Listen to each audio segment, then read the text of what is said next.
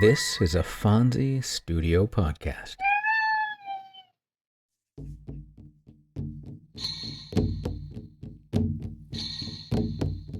Welcome to Tales from the First Nations. I'm Jay Idle, and every week I'll share with you a tale and ancient wisdom of the native tribes of North America. I'll be joined by my cats, Dawa and Fonzie, who will undoubtedly make their presence known at some point, so I might as well just list them as co-hosts. We hope you'll enjoy the tales and wisdom, raise your vibration, and enrich your life with us every week.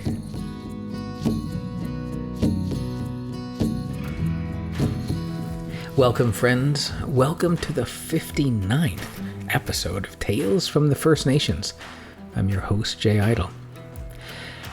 I have a feeling that I know what you're thinking. You looked at the subject for today's episode, saw that it was about bears, and you thought to yourself, hey, didn't he just do an episode about bears last month? This puts me into an awkward position. See, I could lie and tell you something like, I found so many bear stories that I just wanted to share some more of them. See, you'd believe that, right? Of course you would. Yeah, sure. Or I could tell you the truth, which is that I set out to research buffalo stories, and about 5 minutes into my research, I forgot what I was looking for and actually accumulated 3 bear stories before saying, wait a minute, wasn't I supposed to be looking up buffalo? Now, if you're thinking, yeah, that sounds like something I would do too, then I'm glad that you know the truth. But if you're looking at your speakers now thinking, what is wrong with this guy? Then please go back and re-listen to my lie and believe that instead. I know we just talked about bears, and we talked about the significance of bears and bear medicine just a couple weeks ago. So today, I think we should just jump right into it with the origin of the bear.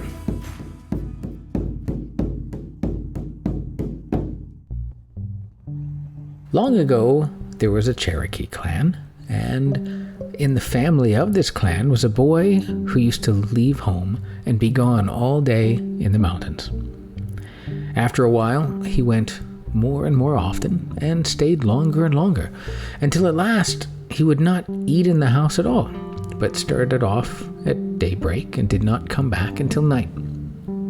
His parents scolded him, but it did no good, and the boy still went out every day until they noticed that long brown hair was beginning to grow out all over his body. Then they wondered and asked him why it was that he wanted to be so much in the woods that he would not even eat at home. Said the boy, I find plenty to eat there, and it is better than the corn and beans we have here in the settlements. And pretty soon I am going into the woods to stay all the time. His parents were worried and begged him not to leave them, but he said, it is better there than here. And you see, I am beginning to be different already, so that I cannot live here any longer. If you will come with me, there is plenty for all of us, and you will never have to work for it. But if you want to come, you must fast for 7 days first. The father and mother talked it over, and then told the head man of their clan. They held counsel about the matter, and after everything had been decided, they said, here we must work hard and have not enough, always.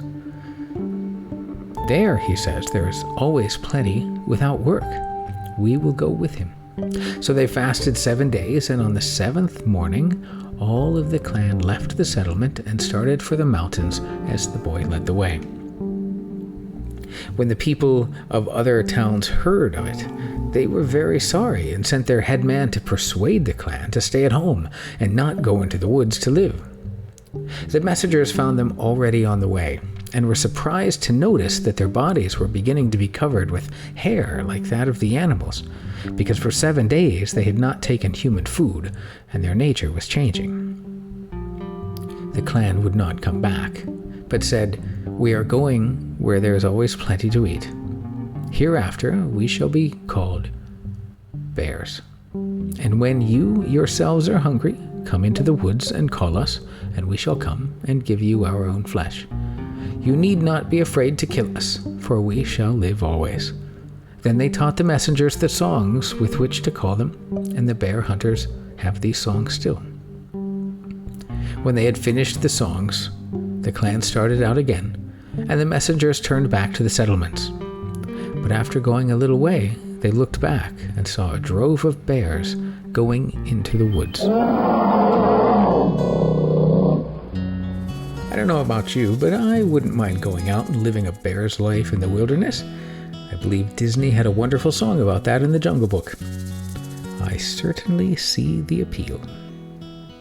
Although the Cherokee have another story about the bear, in which he's a little boastful and proud until a turtle teaches him a lesson that leads to bears hibernating all winter.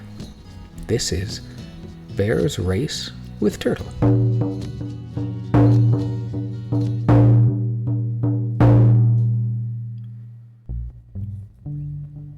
One fine snowy day, Bear was walking through the snow in the forest when he walked up on a little hill and stood up on his hind legs.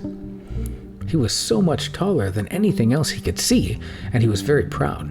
Bear loved to brag about how splendid he was, so he thumped himself on the chest and roared, "I am the biggest animal in the forest!" And nobody made a sound because Bear really was awfully big.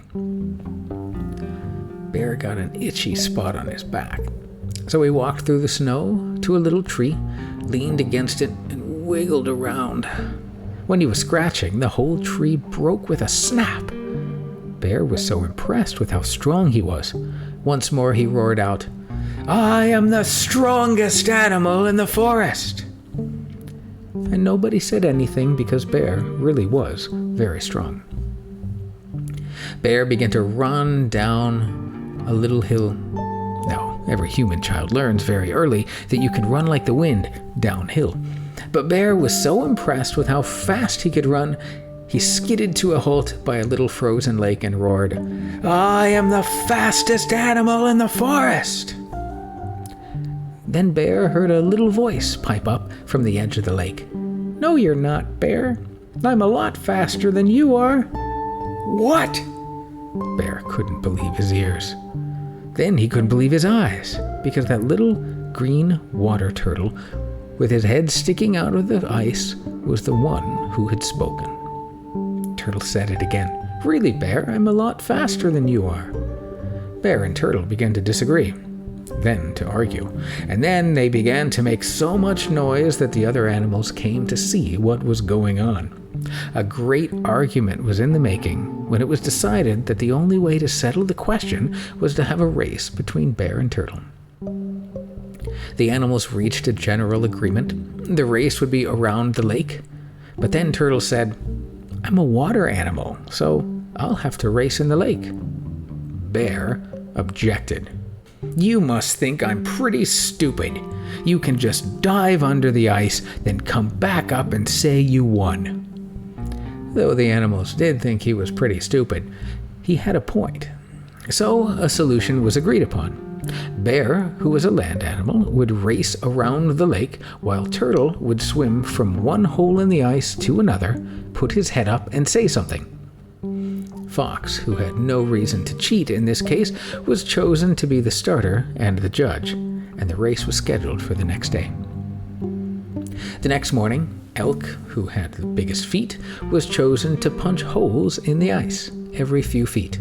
All the animals had heard about the race and come to see it. Almost all the spectators were making bets, and because most of them were so tired of listening to Bear brag, the bets were heavily in favor of Turtle. Fox called the racers to his side. "Are you ready, Bear?" Now, Bear had been warming up, doing exercises, getting in some last-minute bragging and stretching. So he yawned back, "Yeah, I'm ready."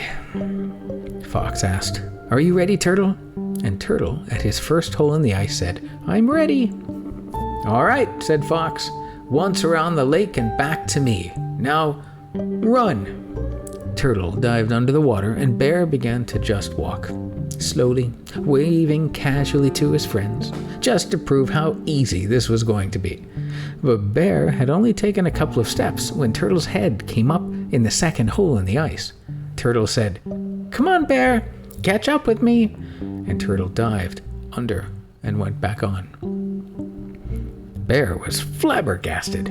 This turtle was faster than he thought, so Bear began to jog a little, just a little bit faster.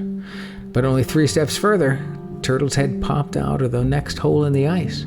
He said, "Come on, Bear, catch up with me," then dived under and went on.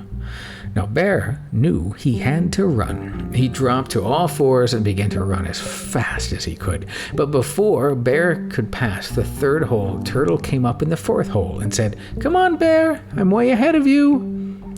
Bear ran as fast as he could, his tongue drooping further out of his mouth. He was breathing and panting, but that turtle just kept getting further and further ahead, each time popping out of the hole to say, "Come on, Bear, catch up with me," until finally, when Bear was only halfway around the lake, Turtle finished the race. A great cheer went up from among the other animals. "Turtle is the fastest animal in the forest." Even those who hadn't bet on Turtle came down to congratulate him and shake his clawed foot and pat his shell. And Bear, well, Bear was so exhausted and so humiliated that he didn't even finish the race. He turned and went to his house, which was a cave, and he slept there the rest of the winter. And to this day, bears sleep all winter so they don't have to remember losing that race to a turtle. There was a big party and a feast in Turtle's honor, and then finally everyone went home. Now Turtle looked around carefully, making sure everyone was gone. Then he crawled down to the edge of the ice, stuck his clawed foot in, and rapped 3 times on the ice. Suddenly, up through the holes in the ice came Turtle's brother and sister, his mom, his dad, his aunts, his uncles, his cousins, near and distant. Even his grandma and grandpa Turtle were there, and every one of them looked exactly like Turtle. Turtle said, "Thank you, my kinfolk. Today we have proved, though we turtles may be slow of foot, we are not slow of wit."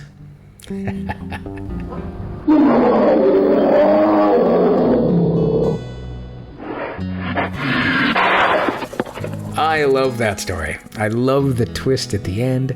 The turtle is amazing. Poor bear. Looked like a fool. But at least he will be well rested for a happy spring ahead. We have one final story today, which is specifically about the grizzly bear and comes from the Modoc Nation. The Modoc people are an indigenous tribe originally from northeastern California and southern Oregon, particularly around the Modoc Plateau and the lava beds in the region near Tule Lake. Today, they are a part of 2 federally recognized tribes, the Klamath tribes in Oregon and the Modoc Nation in Oklahoma.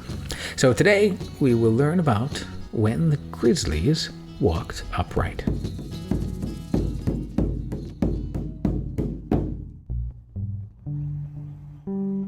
Before there were people on the earth, the chief of the sky spirits grew tired of his home in the above world, because the air was always brittle with icy cold. So he carved a hole in the sky with a stone and pushed all the snow and ice down below until he made a great mound that reached from the earth almost to the sky. Today it is known as Mount Shasta.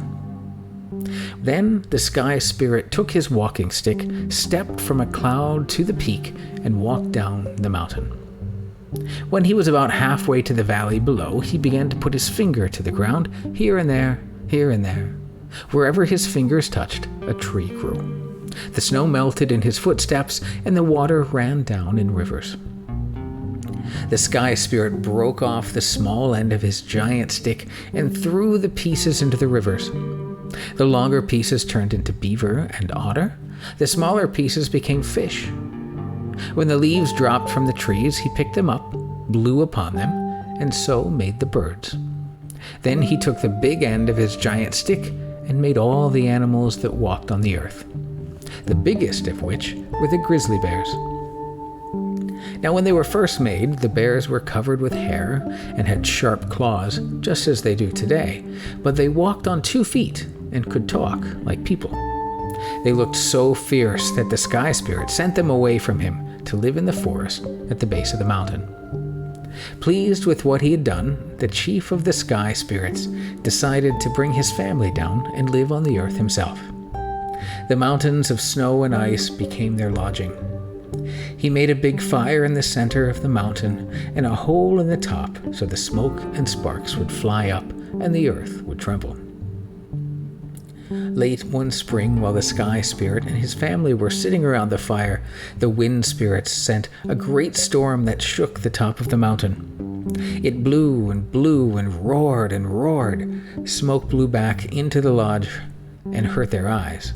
And finally, the Sky Spirit said to his youngest daughter, "Climb up to the smoke hole and ask the Wind Spirit to blow more gently. Tell him I'm afraid he will blow the mountain over." As his daughter started up, her father said, "But be careful not to stick your head out at the top. If you do, the wind may catch you by the hair and blow you away." The girl hurried to the top of the mountain and stayed well inside the smoke hole as she spoke to the Wind Spirit. As she was about to climb back down, she remembered that her father had once said you could see the ocean from the top of their lodge. His daughter wondered what the ocean looked like, and her curiosity got the better of her. She poked her head out of the hole and turned toward the west. But before she could see anything, the Wind Spirit caught her long hair, pulled her out of the mountain, and blew her down over the snow and ice. She landed among the scrubby fir trees at the edge of the timber and snow line, her long red hair trailing over the snow. There, a grizzly bear found the little girl when he was hunting for food for his family. He carried her home with him, and his wife brought her up with their family of cubs. The little red-haired girl and the cubs ate together, played together, and grew up together. When she became a young woman, she and the eldest son of the grizzly bears were married. In the years that followed, they had many children, who were not as hairy as the grizzlies, yet did not look exactly like their spirit mother either. All of the grizzly bears throughout the forest were so proud of these new creatures that they made a lodge for the red-haired mother and her children. They placed the lodge near Mount Shasta. It is called Little Mount Shasta today. After many years had passed, the mother grizzly bear knew that she would soon die. Fearing that she should ask the chief of the Sky Spirits to forgive her for keeping his daughter, she gathered all the grizzlies at the lodge that they had built. Then she sent her oldest grandson in a cloud to the top of Mount Shasta to tell the spirit chief where he could find his long-lost daughter. When the father got his news, he was so glad that he came down the mountain in great strides, melting the snow and tearing up the land under his feet. Even today, his tracks can be seen in the rocky path on the south side of Mount Shasta. As he neared the lodge, he called out, "Is this where my little daughter lives?" He expected his child to look exactly as she had when he last saw her. When he found a grown woman instead, and learned that the strange creatures she was taking care of were his grandchildren, he became very angry. A new race had been created that was not of his making. He frowned on the old grandmother so sternly she promptly fell down dead. Then he cursed all the grizzlies. "Get down on your hands and knees. You have wronged me, and from this moment all of you will walk on 4 feet and never talk again." He drove his grandchildren out of the lodge, put his daughter over his shoulder, and climbed back up the mountain. Never again did he come to the forest. Some say that he put out the fire in the center of his lodge and took his daughter back up to the sky to live. Those strange creatures, his grandchildren, scattered and wandered over the earth. They were the first Indians, the ancestors of all the Indian tribes. That's why the Indians living around Mount Shasta would never kill a grizzly bear. Whenever a grizzly killed an Indian, his body was burned on the spot, and for many years all who passed that way would cast a stone there until a great pile of stones marked the place of his death.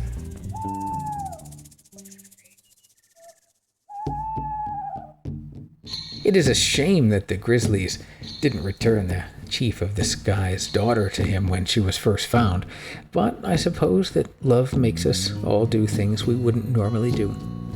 In any event, at least the quote-unquote Indians came to be through their marriage to the Grizzlies. It's with respect and gratitude that I offer you my blessings, and thank you for sharing your journey with me and sharing your time with me on this podcast. I wish you well and look forward to sharing another story with you next week. Go in peace, return in peace, and may you be well. Our first story, Origin of the Bear, comes from the northerncherokeenation.com and is an excerpt from James Mooney's History, Myths, and Sacred Formulas of the Cherokees, published in 1900. Our second story, Bear's Race with Turtle, also comes from northerncherokeenation.com. Our third story today, When the Grizzlies Walked Upright, was reported by Ella Clark in 1953 and comes from the now-defunct PyramidMesa.com. I give gratitude that Internet Archive Wayback Machine has protected a majority of their content. For more great stories and legends, join me here next week for another story here on Tales from the First Nations. I'm Jay Idle, and I'll talk to you next time.